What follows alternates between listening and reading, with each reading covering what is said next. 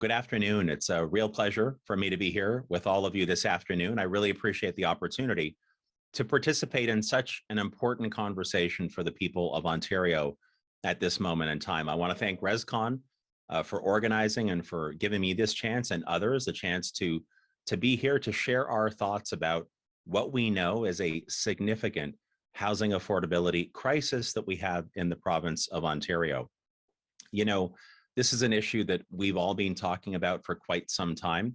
Of course, in the past few months, there's been a flurry of activity, a lot of information that's been flowing out from various groups, various task forces. I understand completely because, again, as I said a second ago, there is an acute crisis at this moment in the province. I think it's so important for the next government in Ontario to understand that this is not something that can be punted or wait until the fourth year of a mandate. I think it's something that needs to be moved on right away. It needs to be a top priority because for far too many families across this province, all forms of housing, all forms of shelter are simply out of reach. And that's true whether you want to purchase a home, whether you need social or forms of assistance housing, or whether you want to rent. Now, some in the audience today will know that my wife and I are raising two young daughters. Our older daughter is, well, she'll be 15 a little bit later this year, and our younger daughter in just a few weeks will be turning 10. And, we both think about, my wife and I think about, where will our daughters be able to afford to purchase or to rent in the years ahead as they think about where they want to settle in this province?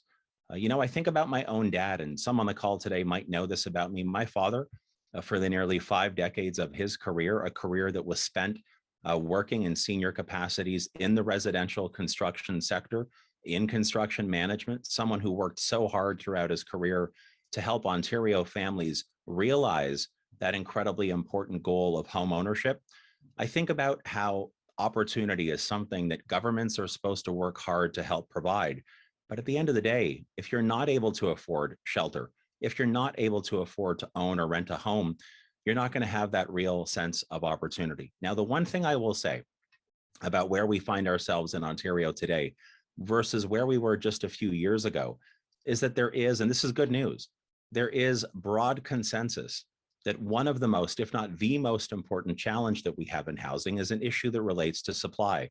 There simply isn't enough supply. And I mean a supply of all forms of the housing that we need in this province. So there is no doubt that governments at all levels, provincial, federal, and municipal, need to work hard, need to have some really, in some cases, tough conversations with each other, tough conversations with partners in the private sector and in other sectors to make sure that we are breaking down the barriers, that we are removing any impediments, whether they are well-intentioned or not, to make sure that we can actually get the supply of all forms of housing out into the market, out and available and affordable for people. There are a couple of things that I've talked about over the last number of months, the past couple of years, that I think are important for government to consider as it relates to this challenge. Number one, and I think this has to be the first commandment of how we collectively solve this problem. Do no more harm. Do no more harm. Many of you will know that, again, for the best of intentions, sometimes those inside government, and frankly, those even within private industry, come up with ideas that seem really good in theory, but they actually make a tough situation a lot worse.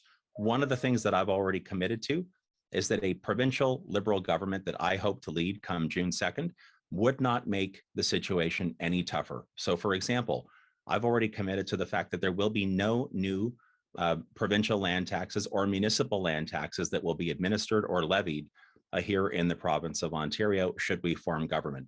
I've talked about the need to make sure that we are partnering with other levels of government so that we are actually able to move forward and provide the support and the affordability that we so desperately need. I've looked at and I've talked about the barriers that we see within the approvals process, many of which were included, I suspect, for good reasons, but we have to figure out how we eliminate the duplication. My good friend Richard Lyle, for all the years that I've known him, used to talk an awful lot about benchmarking and measuring how we deal with approvals processes right here in the province of Ontario.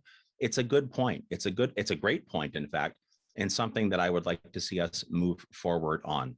So there are a series of things that the caucus members that I am proud to serve with, the team of brand new candidates who are running for the Ontario Liberals who come from all walks of life, municipal leaders, the private sector, the healthcare sector, the education sector, and so many others.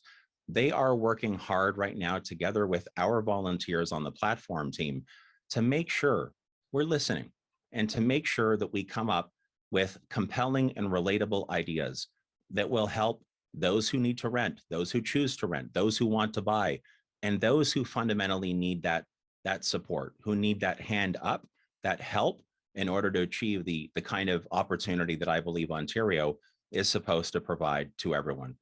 If we don't find a creative way to solve the housing affordability crisis for all forms of housing here in the province of Ontario, we are putting everything that we have managed collectively to create through so many decades at really serious risk. And that's something that I'm not prepared to accept. I'm not prepared to accept it for my daughters.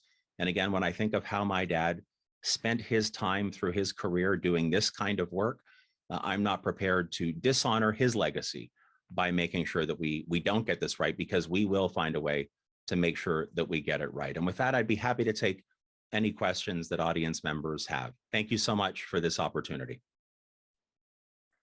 All right, thank you so much. So the first question we have is, if affordable home ownership can be made available to Ontarians with incomes as low as $30,000 a year without needing grants or subsidies, why is it not a larger part of your party's platform for housing? Know that these modules perpetually replace the housing they create.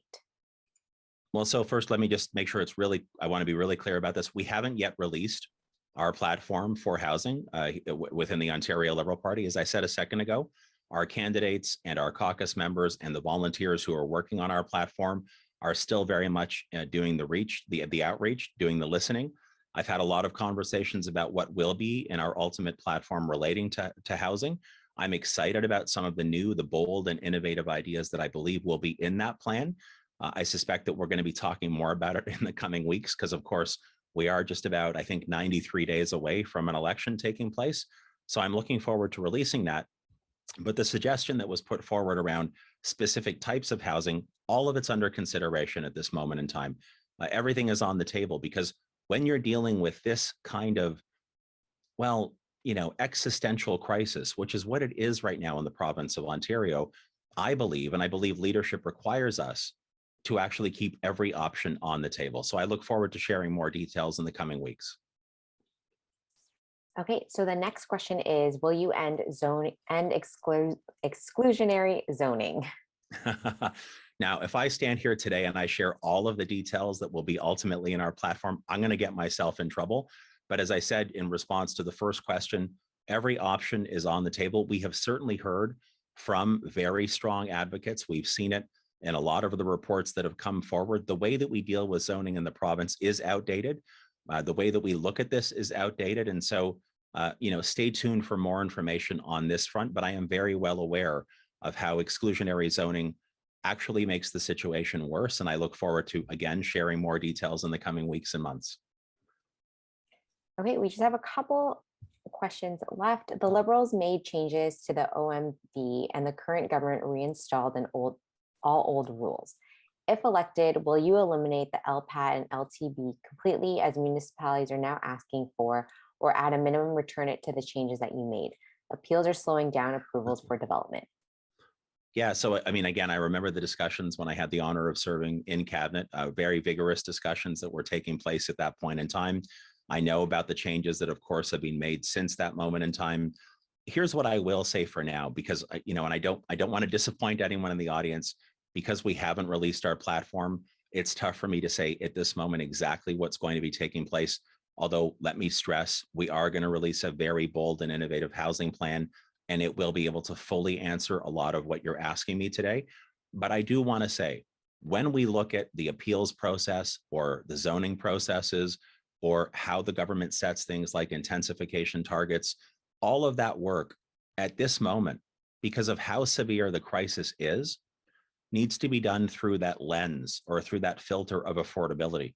And I think in all of the conversations that we had, while again, I had the honor of serving in cabinet, even all of the discussions that we've seen since 2018, I think not having that fundamental lens around the approvals process, the appeals process, the zoning process, the apportionment of population targets process, not having the affordability lens be front and center in all of those deliberations and discussions, I think has been a mistake. It's been a mistake that's afflicted all of us who participate in this conversation. And I think it's one of the reasons that we are now facing this kind of epic crisis. So let me just stress, whatever we do going forward, however we reform the appeals process, the affordability lens will be, again, front and center and a priority for how we make our decisions. All right, thank you so much. That is all the time that we have, and we'll try and get to your questions after the session's ends. Thank you very much, everyone.